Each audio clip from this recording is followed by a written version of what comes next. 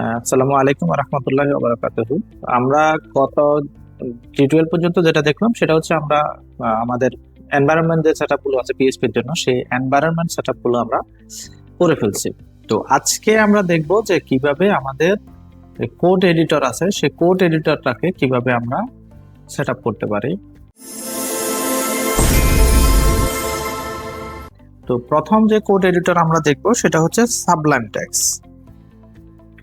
Sublime text এখান থেকে গিয়ে জাস্ট ডাউনলোডে ক্লিক করলে ডাউনলোডের যে পেজটা আছে সেটা দেখাবে। এখান থেকে আমরা জাস্ট এই যে উইন্ডোজ এর জন্য যেটা আছে, আমি যেহেতু উইন্ডোজ ব্যবহার করতেছি সেহেতু উইন্ডোজ এর জন্য যেটা আছে সেটা ডাউনলোড করে এটাকে আমরা ইনস্টল করব।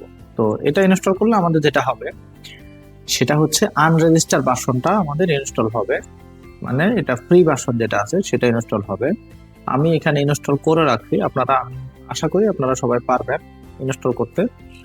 আর আমার এটা হচ্ছে রেজিস্টার্ড একটা ভার্সন, মানে কিনা এটা একটা পেইড প্রো কিনা আছে এবং এটার লাইসেন্স কিনা।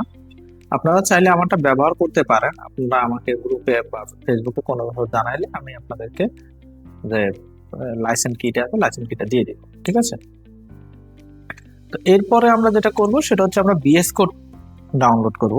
বিএস কোড এটা হচ্ছে সম্পূর্ণ ফ্রি এবং এক্সট্রিম লেভেলের সুন্দর এবং কাস্টমাইজ অনেক, মানে বড় কথা হচ্ছে যে এই বিএস কোডটা কোড এডিটরের ভিতরে এখন পর্যন্ত সবচেয়ে পপুলার এবং সবচেয়ে বেস্ট একটা কোড এডিটর।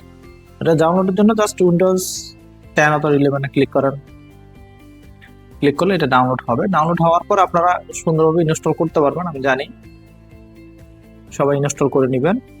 ইনস্টল করার পরে আমাদের যে এক্সটেনশন গুলো লাগবে সেগুলোতে এরকম একটা ইন্টারফেস আপনাদের খুলবে, হয়তোবা দেখা যাবে যে ওয়েলকাম একটা পেজ আসতে পারে, ওয়েলকাম পেজটা কেটে দিলে এরকম একটা পেজ আসবে। তো এক্সটেনশন কি কি লাগবে সেটা আমি দেখাই আপনাদেরকে এক্সটেনশন গুলো। তো প্রথমে আপনারা এখানে দিবেন জাস্ট পিএইচপি, সার্চ করবেন। সার্চ করার পরে এখানে পিএইচপি ইন্টেলিজেন্স, এটা ইন্টেলিজেন্স ফর কোঅর্ডিনেটর, এটা না পিএইচপি ডিবাগারটা আপনারা ডাউনলোড করবেন। তারপরে এখান থেকে পিএইচপি এটা ডাউনলোড করার দরকার নাই, ইন্টেলিজেন্সটা ডাউনলোড ইনস্টল করেন। একটু সময় দেন, হ্যাঁ ইনস্টল হয়ে গেছে।